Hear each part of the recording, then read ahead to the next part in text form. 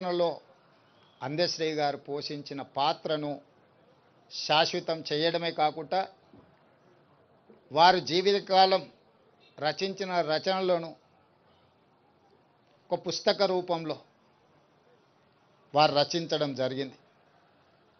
నిప్పుల వాగు. ఈ నిప్పుల వాగు ఒక స్ఫూర్తి, ఒక ప్రజ్వలన, భవిష్యత్ తరాలకు ఇది ఒక భగవద్గీతగా, ఒక బైబిల్గా, ఒక ఖురాన్గా తెలంగాణ యువతకు, తెలంగాణ ఉద్యమకారులకు, తెలంగాణ ప్రజా సమస్యల మీద పోరాటం చేసే వాళ్లకు ఒక గైడ్ లాగా పనిచేస్తుంది. అందుకే నిప్పుల వాగును 20,000 ప్రచురణలు తెలంగాణ ప్రాంతంలో ఉండే ప్రతి లైబ్రరీలో, తండాలలో, గూడాలలో, మారుమూల పల్లెల్లో ఉండే తెలంగాణ సమాజం అంతా అందశ్రీ గారి స్ఫూర్తితో వారి రచనలో ఉన్న సారాంశాన్ని తీసుకొని పేదలకు సేవలు అందించడానికి ఉపయోగపడే విధంగా నిప్పుల వాగు గ్రంథాన్ని ప్రతి లైబ్రరీలో పెట్టే విధంగా ప్రభుత్వం చర్యలు తీసుకుంటుంది.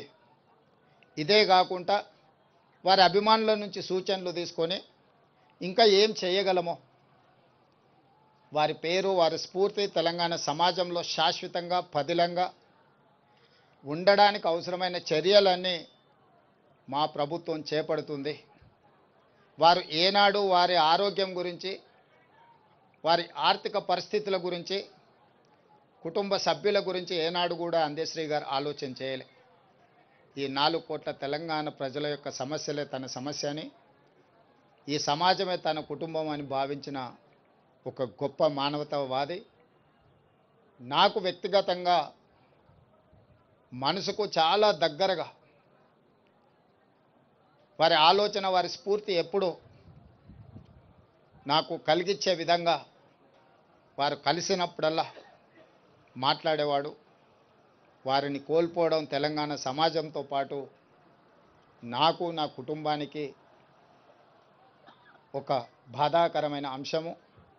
ఏది ఏమైనా తెలంగాణ రాష్ట్ర ప్రభుత్వం అందశ్రీ గారికి గౌరవించడమే కాదు, అందశ్రీ గారికి పద్మశ్రీ ఇవ్వాలి అని గత సంవత్సరం కేంద్ర ప్రభుత్వానికి లేఖ రాయడం జరిగింది.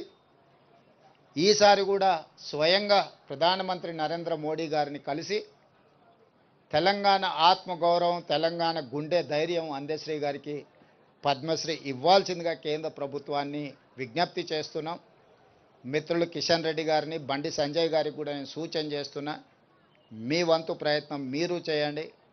తెలంగాణ రాష్ట్ర ముఖ్యమంత్రిగా అందశ్రీని గౌరవించుకోవాల్సిన బాధ్యత తెలంగాణ ప్రజల తరఫున మీ మీద, నా మీద ఉన్నది.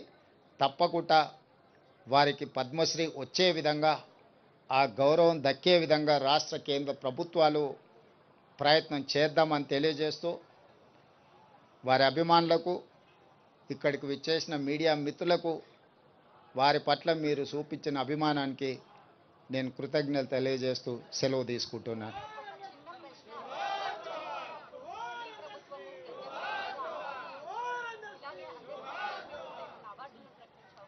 ఇప్పుడు అందశ్రీ గారి పేరు శాశ్వతంగా పదిలంగా ఉండడానికే పాఠ్య పుస్తకాలలో పాఠ్యాంశంగా ఈ జయ జయ హే తెలంగాణను తీసుకోవడం జరుగుతుంది.